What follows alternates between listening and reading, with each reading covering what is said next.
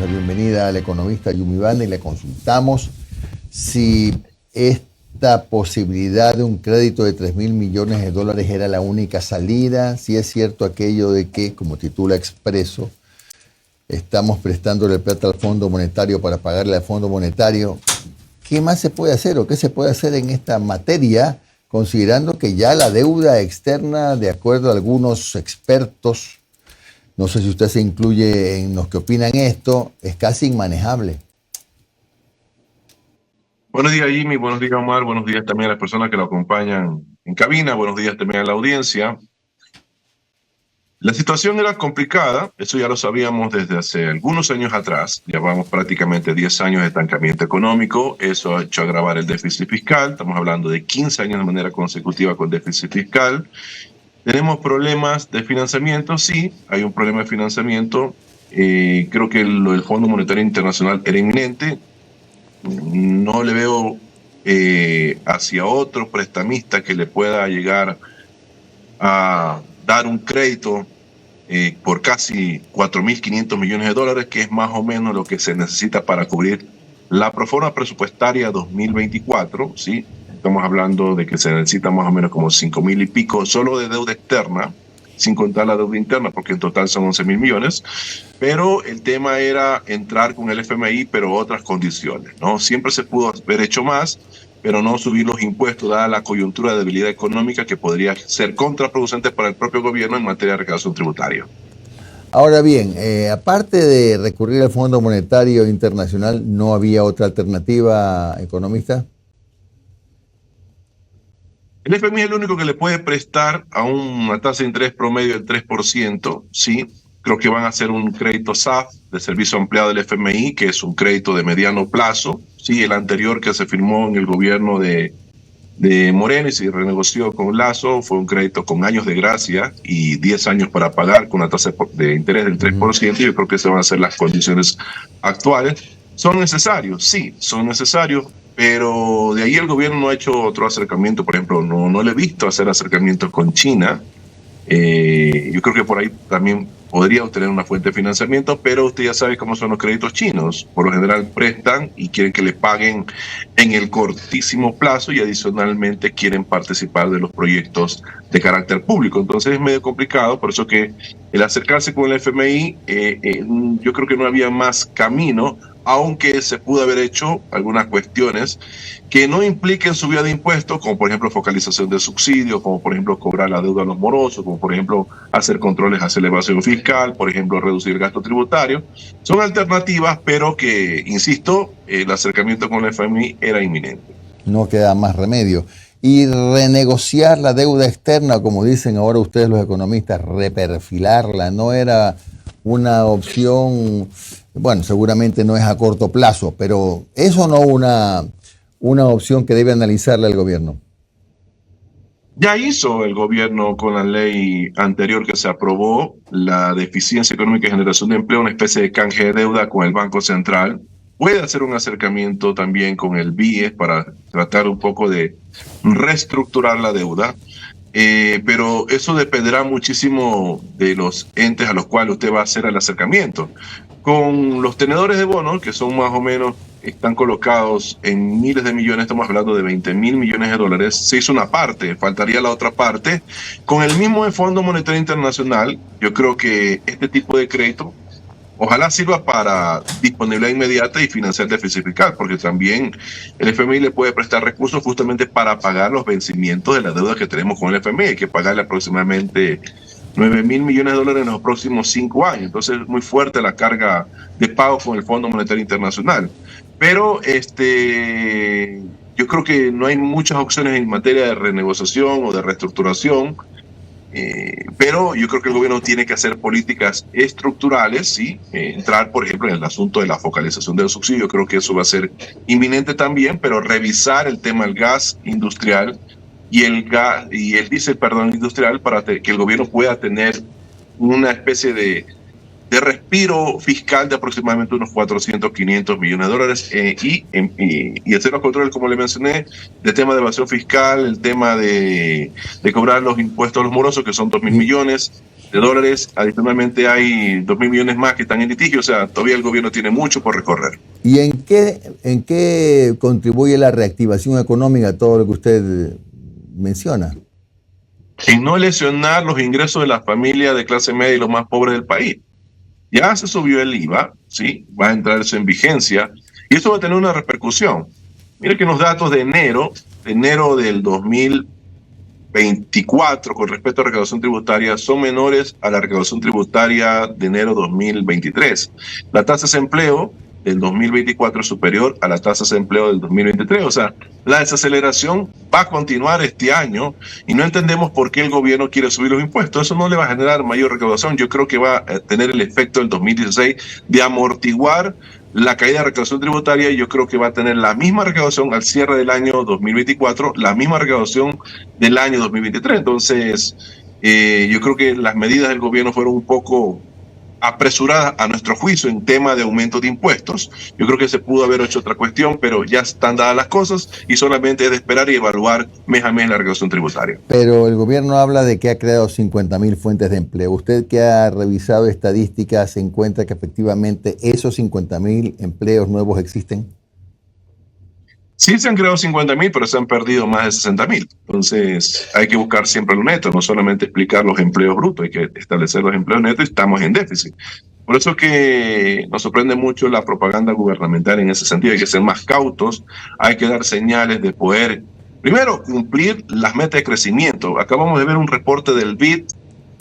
Son malas noticias para el Ecuador. Los impactos con respecto al fenómeno del Niño pueden oscilar entre una afectación al crecimiento económico que oscila de menos 1.4% al menos 4.4% de impacto al crecimiento económico, y eso es terrible porque eso podría aumentar el déficit fiscal y podría generar aumento del financiamiento. O sea, tenemos aquí tres problemas.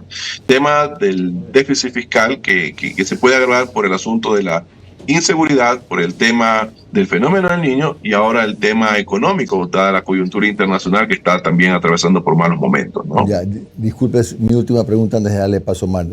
Insisto en el tema de los 50.000 empleos, porque hemos visto las cifras del INEC, hemos revisado los reportes del IES y más bien parece que en lugar de que haya crecido el número de personas con empleo pleno, ha decrecido, se ha reducido. Vuelvo a preguntar, ¿cuáles son los 50.000 empleos nuevos? Pero también se pierden empleo, entonces se han perdido más empleos de lo que se han creado. Eso es lo que le mencioné, por eso que la tasa de desempleo de este enero 2000, por ejemplo, 24 es superior a la tasa de desempleo del 2023 y estamos esperando ya el reporte de febrero. Esperamos que eso mejore, o si no, bueno, ya le corresponderá al gobierno establecer medidas adicionales. Tengo entendido de que hay varios proyectos de ley de urgencia económica que van a ser presentados. Uno ya está tratándose en la Asamblea y esperemos que eso también se apruebe, ¿no? Economista, le saluda, buen día, ¿cómo ha estado? ¿Qué tal, Omar? ¿Cómo va? Buenos días. Aquí, economista, a ver, usted hablaba de intentar proteger las economías de lo que queda de clase media y las clases populares en el país.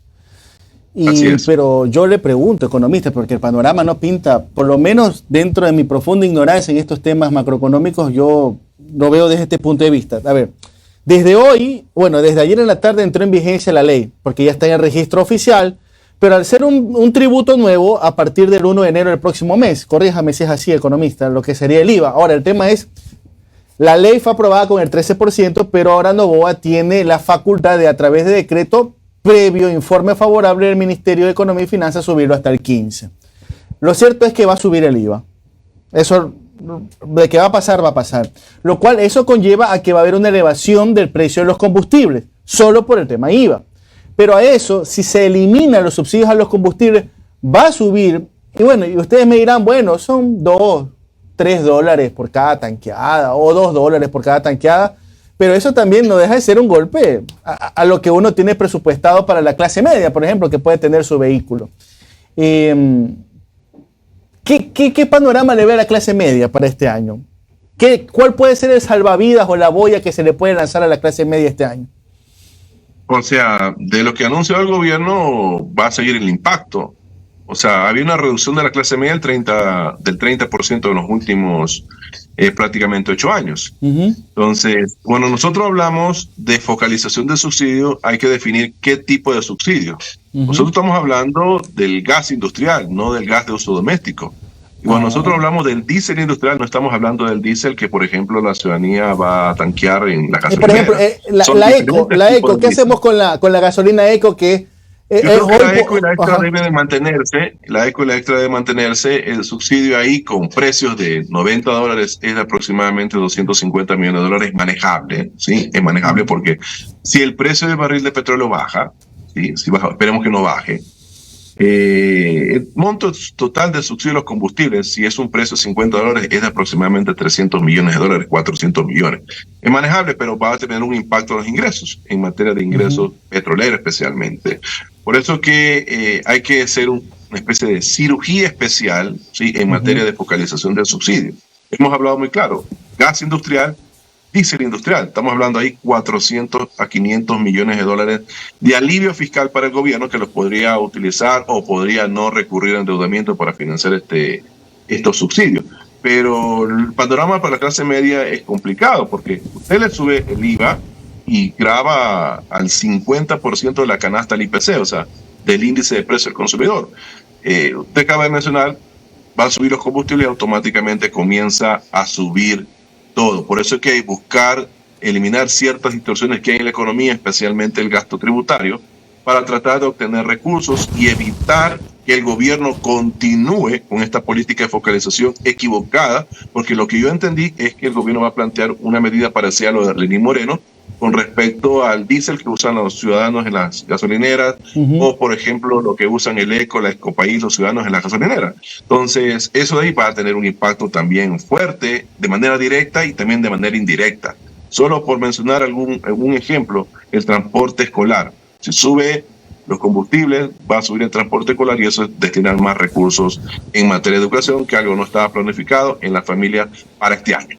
Economista, eso lo quería que usted lo dejara en claro, porque, a ver, hay las dos versiones, ¿no? Dice, no te preocupes, la mayoría de productos de la canasta básica no pagan IVA, por lo cual no debería haber un golpe a la economía familiar. ¿Es así o no? ¿Realmente? Porque, por ejemplo, ayer se hizo viral una noticia, creo que era del portal Primicias, en donde se prevé que en las próximas semanas suba el almuerzo en el que las personas compran al mediodía en todas las ciudades del país. ¿Golpea o no a los temas básicos de alimentación la elevación del IVA? ¿Sí o no? El servicio de restaurante va a aumentar definitivamente. Ahí lo que van a hacer los restaurantes es aplicar una estrategia que nosotros le llamamos cambio de menú. Van a hacer un cambio de menú y automáticamente van a subir los precios con el nuevo menú. Entonces eso es lo que va a pasar. De hecho ya está ocurriendo. Sí, ya está ocurriendo. Eso es lo malo cuando se lanzan medidas y que están en debate durante 30 días. Los agentes comienzan a hacer ajustes, especialmente las empresas ajustes a los precios, pero también cuidado, y esto el gobierno lo tiene muy claro, los ciudadanos, los consumidores también pueden buscar, tratar de mejorar sus ingresos comprando productos, primero, que no generen ningún tipo de factura, y eso podría complicar el asunto de evasión fiscal. Yo creo que el gobierno tendrá que hacer, en este caso, los controles necesarios. Tampoco veo que tiene la infraestructura. Pero el tema es clarísimo. Aquí hay dos impactos. El tema de aumento de evasión fiscal y, por otro lado, el asunto de que usted acaba de mencionar, un impacto en los precios y especialmente en la inflación de alimentos. Ahora, economista, para cerrar, estamos con el tema de la baja. Estamos mermados ya desde hace algunos años el tema de la producción petrolera. El gobierno pasado llegó con la promesa de llegar a 1 millón de barriles. Ni siquiera llegábamos, creo, a los 400.000. Aparte de eso, en una consulta popular, en mi caso yo no la apoyaba, pero la mayoría de los ecuatorianos votó por cerrar el grifo del Yasuní. Y eso tiene que, según la sentencia de la Corte, hasta agosto de este año tiene que estar cerrado el grifo del Yasuní. ¿Ustedes han podido medir cuál será el real impacto de dejar de explotar y de recibir ese dinero? Porque ha habido muchas cifras, ¿no, verdad? Y cómo a la larga eso nos puede golpear el tema del Yasuní TT. O sea, en tema de producción son 50.000 barriles diarios que se va a dejar de percibir. Es un impacto, ¿sí? Que el gobierno lo puede manejar con otros tipos de ingresos, especialmente los ingresos fiscales, no subiendo los impuestos, partiendo por ahí. Pero el tema es que ahora estamos con una nueva tecnología, ¿no? Y ahora todo el mundo tenemos acceso a la información. ¿Por qué es que no se genera esa inversión extranjera directa en el sector hidrocarburífero? Es porque en los 80 y los 90 estaban acostumbrados a entregar a precio de gallina muerta a estos sectores estratégicos. Ahora, como tenemos acceso a la información, todo se filtra y podemos detectar cualquier tipo de mala negociación. Normalmente el mundo quiere invertir en Ecuador siempre y cuando le garanticen 80-90% de las utilidades, o sea, de los beneficios. Y eso lastimosamente no conviene al país. Por eso es que si se quiere de alguna otra forma entrar a un esquema de inversión extranjera directa, yo creo que hay que establecer la estrategia ganar-ganar. 50 para el inversionista, 50 para el Estado ecuatoriano, que es el que tiene el recurso prácticamente no renovable. Entonces, yo creo que por ahí va la estrategia, pero eso implica reformas a la ley de hidrocarburos, que hasta la fecha ha sido uno de los temas que nunca han entrado a una especie de solución real, porque siempre ha quedado ahí en el debate de la Asamblea y nunca ha dado paso por los temas, no solamente en las malas negociaciones con respecto a las concesiones, sino también a los problemas ambientales, ¿no? Bien, gracias al economista Larry Yumibanda, presidente del Círculo de Economía de Guayaquil, por su comparecencia en Un Café con JJ. Larry, Gracias, buen día, un abrazo, gracias. buenos días, buenos días a la audiencia. Chao.